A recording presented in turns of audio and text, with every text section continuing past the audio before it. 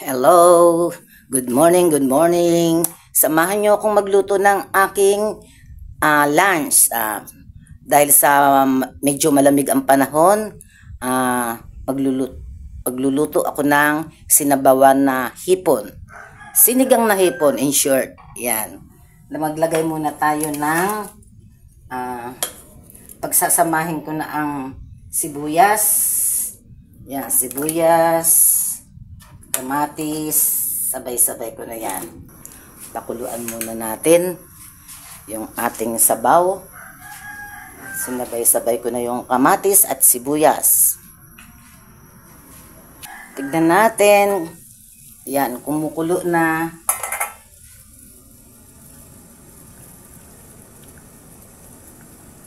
Lagay na ho natin yung ating powder na pangpaasim. May kamatis na po yan. Kaya malit lang yung ginamit to, nor sinigang. Pang ano lang to. Pang isang tao lang. Ako lang ang kakain. Ako lang kasi nandito. Ayan.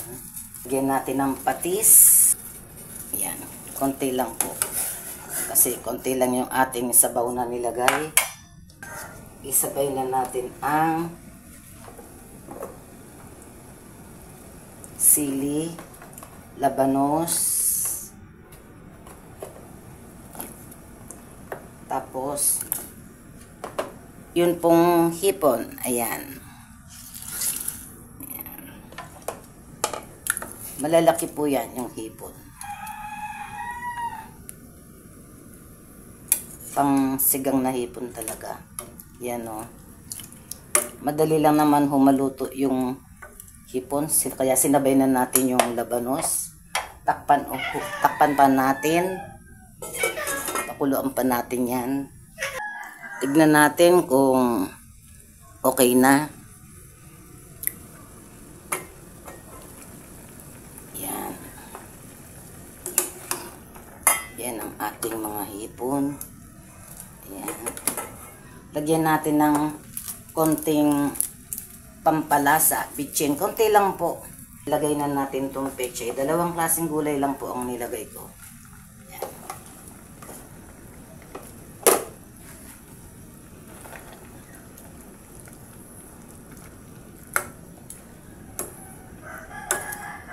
Yan.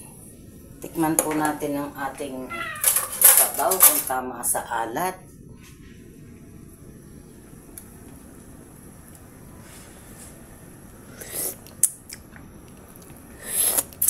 Sarap. Yan. Takpan mo natin. At mga 2 minuto lang po yan, luto na po. Tignan natin. Luto na. Ayan. Yan. Okay na po. Luto na, oh. Luto na.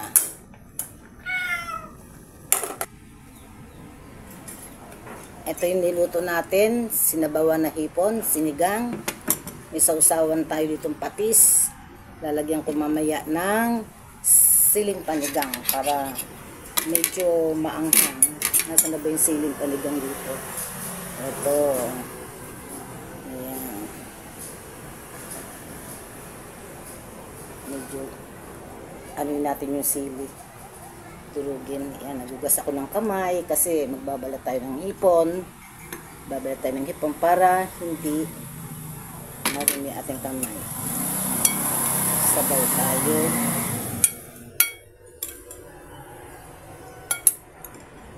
Tamang-tama sa makulimlim at medyo malamig-lamig na panahon. Ayan. Katamtama ng asim ng ating ating sinigang. Nawawala sa isip ko, wala nga pala akong microphone. Ang ano ng ano ko, yan.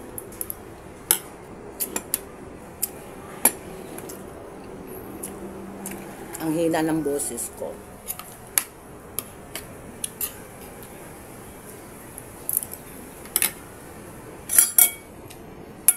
Laki naman ito, nakuha kong serving spoon. Yan. Sarap.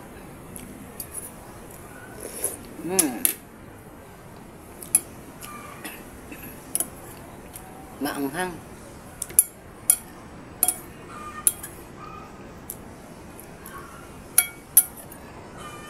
Medyo maanghang ang ano sabaw. Medyo maanghang. Sausawan tayo dito.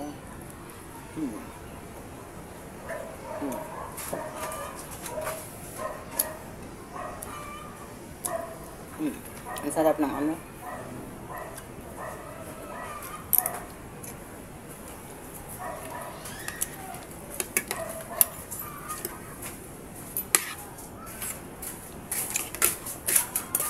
Sariwa ang labanos. Manamis-namis.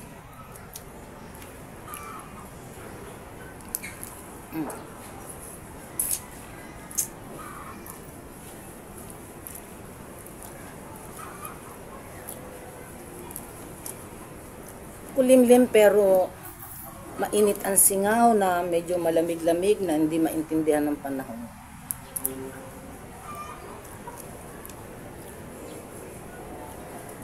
Yan.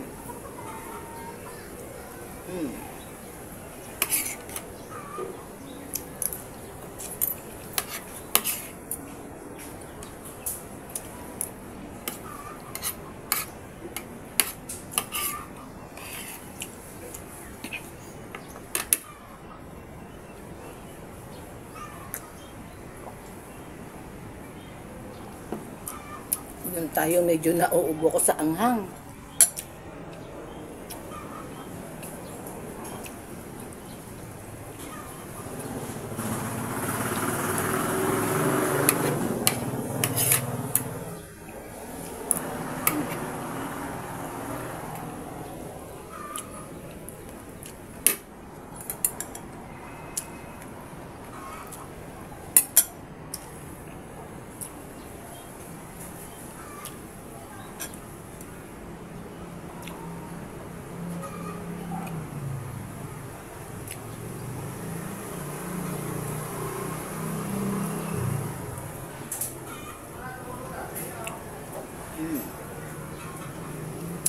Sarap. Bibili nga ako ng ano, mic. Minsan kasi humihina ang boses ko eh. Ako, nagula na yung mga aso.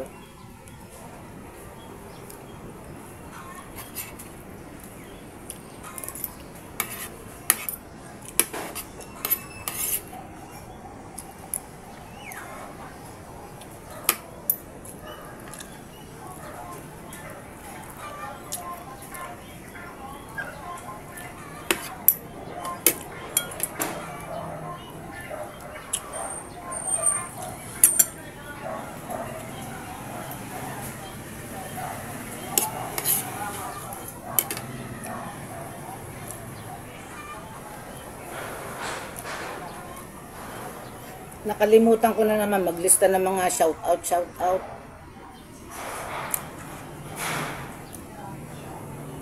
Ang hindi ko makalimutan kasi araw-araw, kada manonood sila, nagpapaalala sila ng shout out yung mag-ina.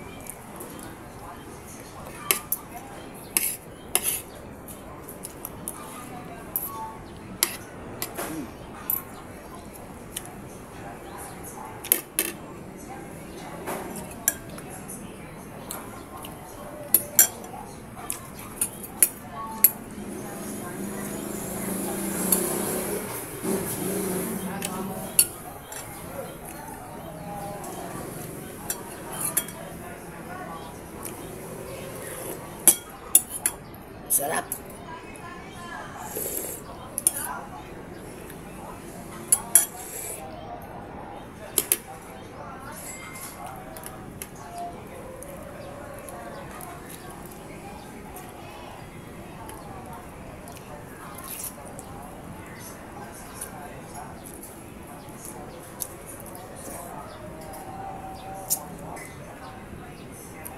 Ang liliit kasi ng ano, yung pag may nagko-comment at nagpapa-shout out.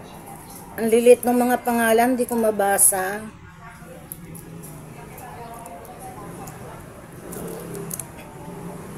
Eh wala pa naman si Chris para siya malinaw-linaw ang mata, nababasa niya kahit maliit.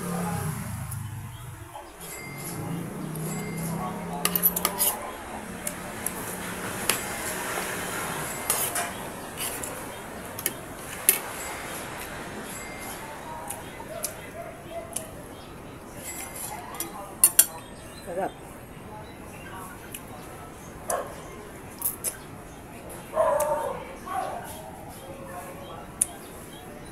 Labanos press na press.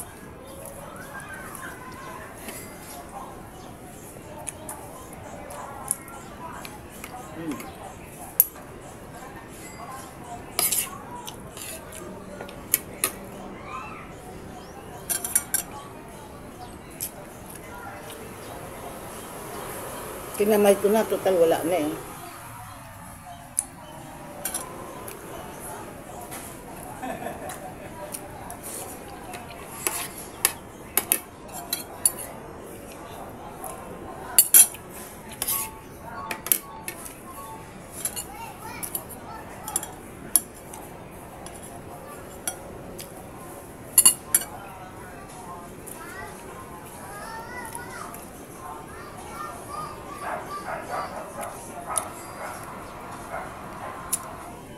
Parang against the light.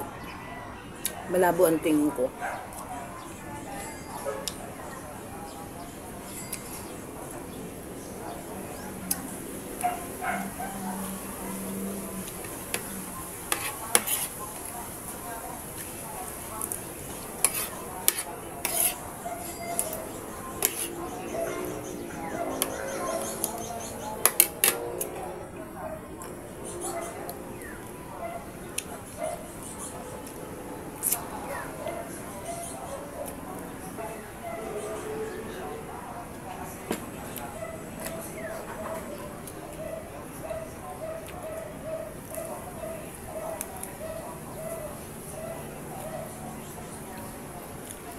Nakakaubo yung anghang.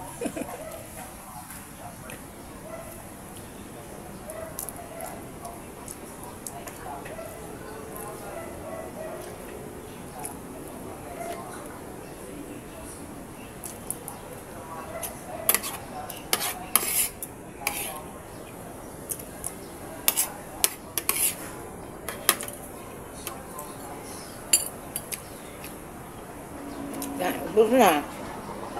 Ito na yung gagamitin ko. Total ubos naman na eh, kaya wala nang hihingi sa akin ng tabaw.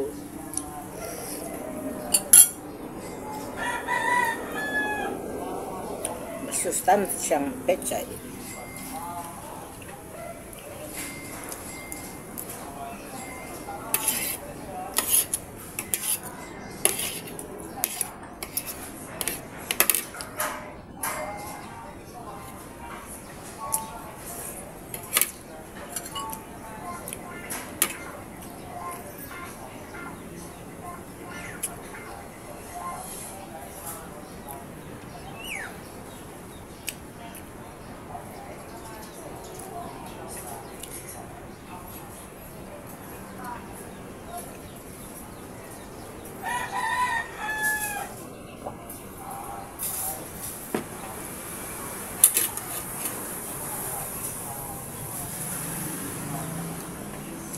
Ayan, shout out po sa lahat ng viewers. Ayan, hindi ako nakapaglista.